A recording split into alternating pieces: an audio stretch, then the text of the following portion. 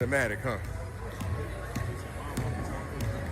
Wherever you are, wherever you ready, sir.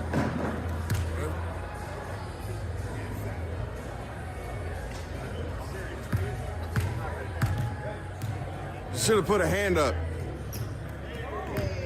Oh, before we leave, I just wanted to just kind of, first I just want to say that Jesus is the way, the truth, the life, and to any of, you know, the world that's hearing this message, the kingdom of heaven is near.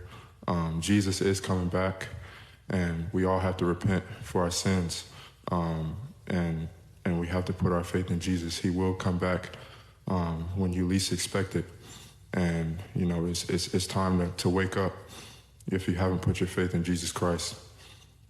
I ain't a drug dealer, I sell weed, nigga. And I can pick up the phone and make you bleed, nigga. Parker Brothers got exactly what you need, nigga. I wrote a letter, and this is what it read, nigga. I know my money in the safe. For they run up in my place, leave the scene without a trace. I know my money in the safe. For they run up in my place, leave the scene without a trace.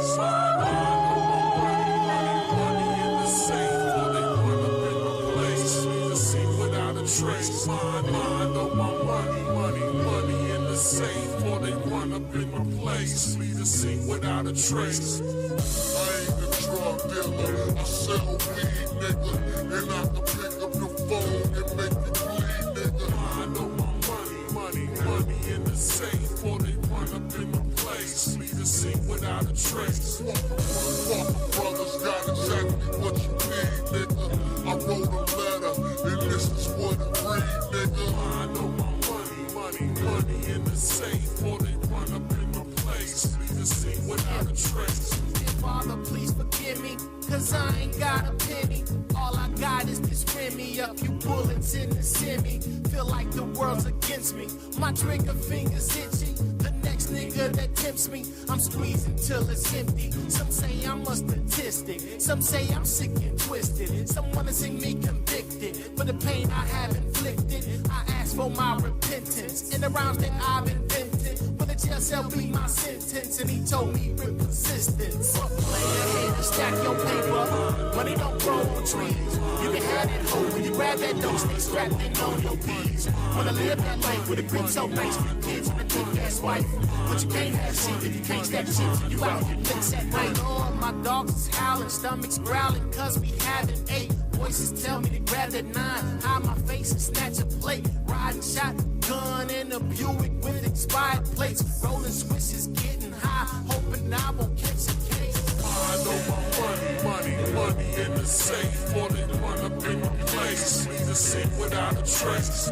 I know my money in the safe. Or they run up in my place, leave the scene without a trace. I know my money in the safe. Or they run up in my place, leave the scene without a trace. I know my money in the safe. Or they run up in my place, leave the scene without a trace. I ain't a drug dealer, I sell weed, nigga. And I can pick up the phone and make you bleed, nigga. I know my money in the safe. Or they run up in my place, leave the scene without a trace. Parker Brothers got exactly what you need, nigga. I wrote a letter, and this is what it read, nigga.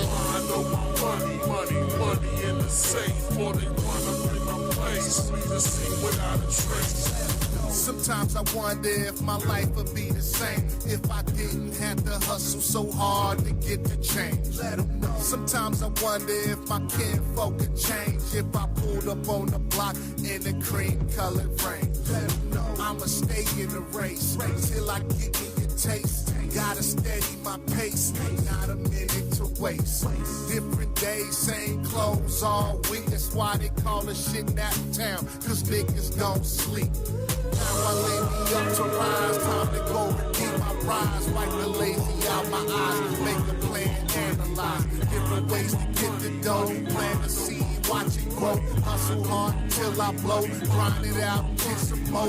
Late nights, early days, trapped in this dirty maze. Fist full of shattered dreams, head full of curly grays. Gracefully on the grind till I'm out of time. With my mind on my money and my money on my motherfucking mind. On my money in the safe. For they run up in my place. Leave the scene without a trace.